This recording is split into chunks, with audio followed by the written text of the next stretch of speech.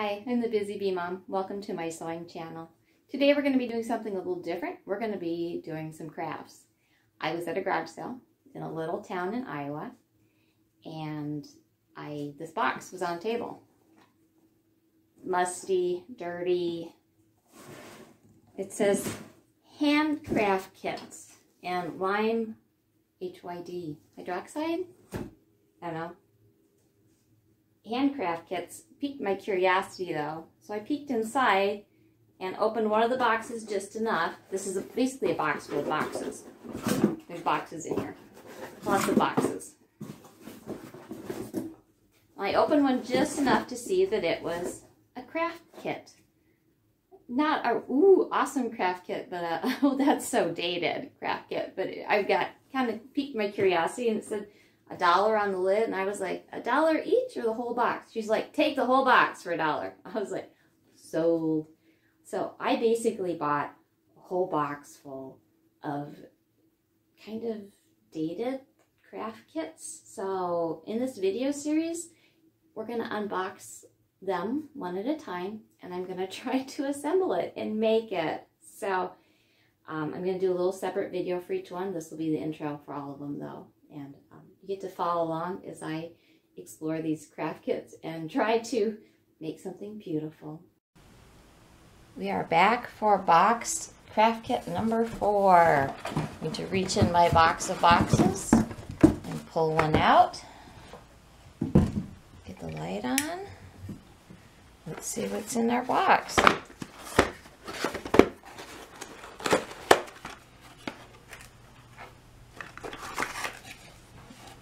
Oh my goodness.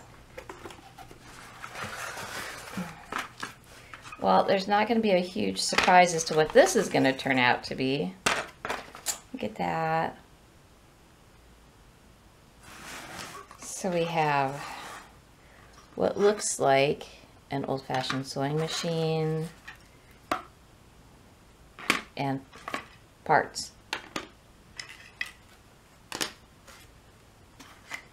A wood block, another wood block,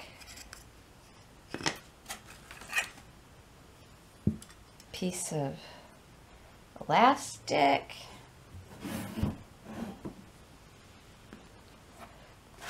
let's see what else is in this box. Sandpaper,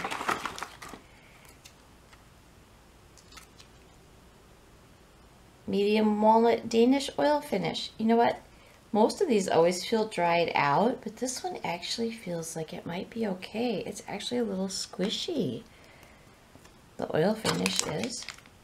This one's hard though. This one I can tell is a rock. Snow foam. That's like a toxic glue they used to use. There's not much in here for any ads or anything. So the envelope with our membership identity card for the National Handcraft Society membership identity card.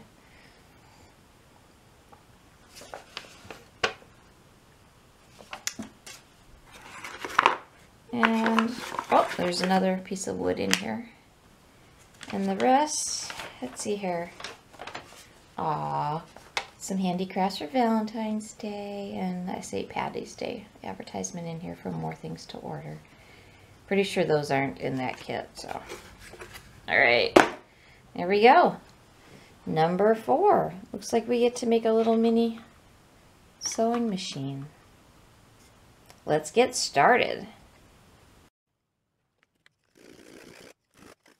Dear club friend, it's so nostalgic. Tailor-made thread caddy seems like a real old-timer with its authentically styled curlicues and designer details. You'll thread your way through the directions without a ruffle. This clever sewing accessory can be tucked decoratively on a shelf, then gathered, when you've got the notion, for everyday use, or ease 4 of today's spools onto its holders and have a fitting gift to please a friend. Instead of darting around looking for needles and pins, collar our tailor-made pincushion, the doll-sized dress form shown below. She's easily made and covered in stretchy striped knit, both the tailor-made thread caddy and the scaled to match pincushion are listed on your 3-star for postage saver ordering. Sincerely, Nancy Lee, Club Secretary.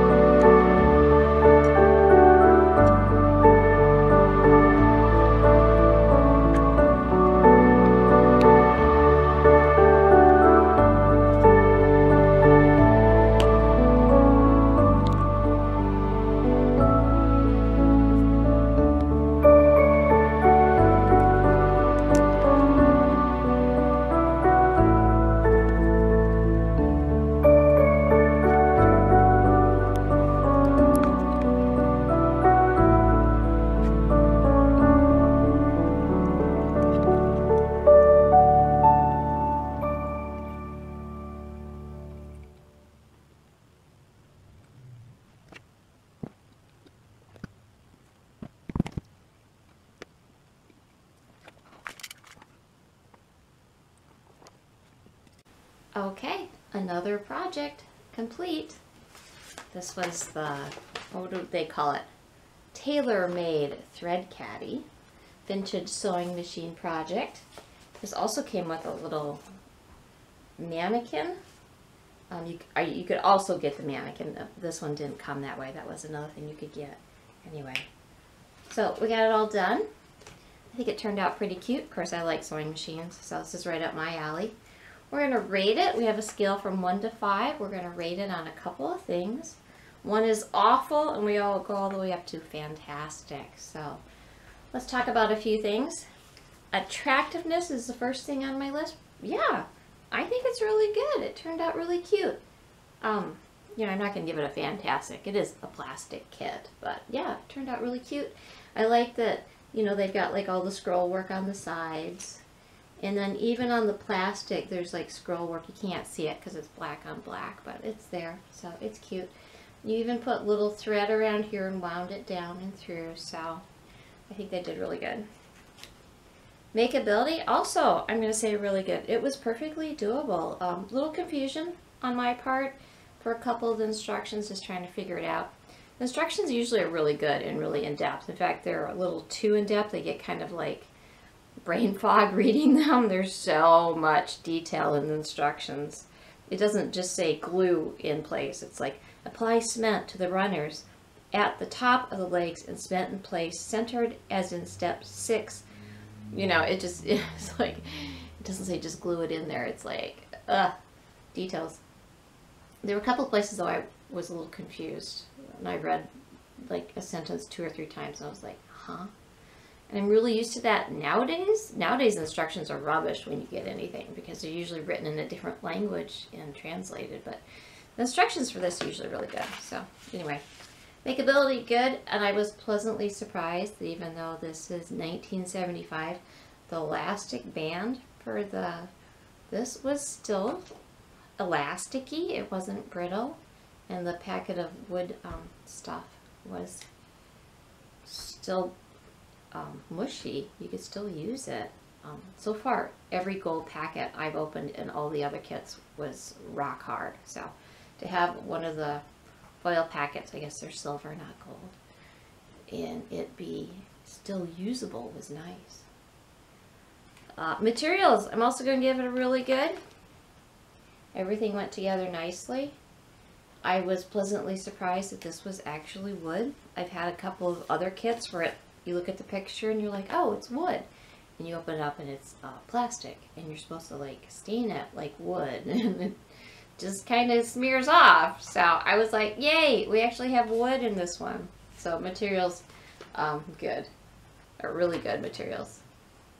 Overall, yeah, I'm going to give this project a really good. I think it's cute. It turned out nice.